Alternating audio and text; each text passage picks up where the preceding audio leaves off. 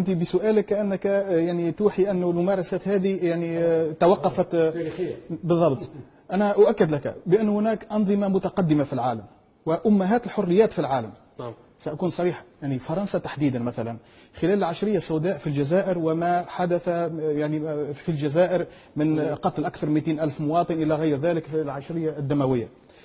التحقيقات الفرنسية الآن تؤكد وتثبت، هذا منشور على شبكة الإنترنت وعلى يعني في موقع يوتيوب، هناك شريط وثائقي عدته قناة يعني فرنسا الثانية عنوانه مونسونج ديتا، يعني كذب الدولة. يعني هذه أم الحريات وأم الديمقراطيات في العالم.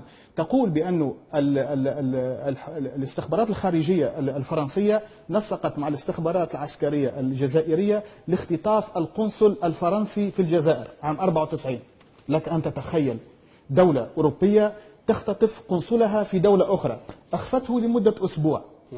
في نفس يوم الاختطاف وإخفاؤه أصدرت بيان يحمل توقيع الجماعة الإسلامية المسلحة.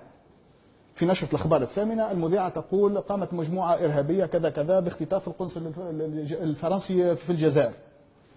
بعدها مباشرة الأجهزة الفرنسية تقوم بحملة في باريس وفرنسا على المعارضين الجزائريين كلهم، حل عشرات الجمعيات، إذاعتين، نشرية مكتوبة، بعض الإذاعات المحلية.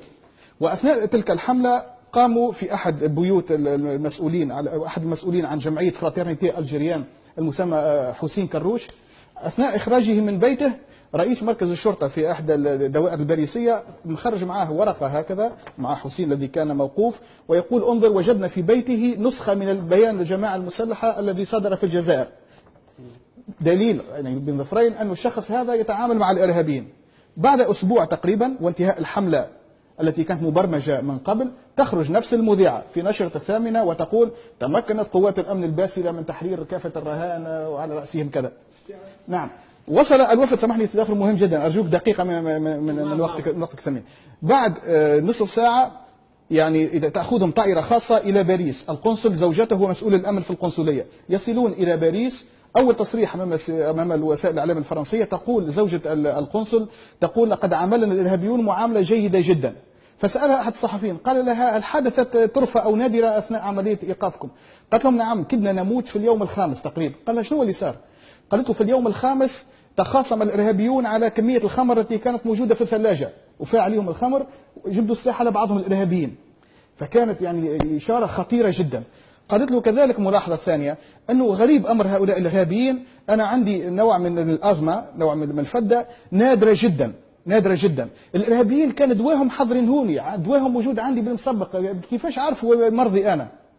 مباشرة من الغد يتم تعيين السيد القنصل هذايا وزوجته، بعثوهم نيوزيلندا نفاوهم. نعم. ومنعوا عليهم أي تصريح صحفي، وبقى السيد هذايا لمدة 10 سنوات في نيوزيلندا.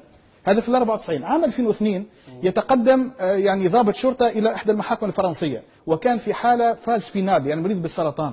يقول السيد هذا في الشكاية متاعه، يقول أنا راني شاركت في الحملة الأمنية عام 94 على المعارضين الجزائريين. يقول عندي شهادة نحب نديها القضاء وأبرئ ضميري.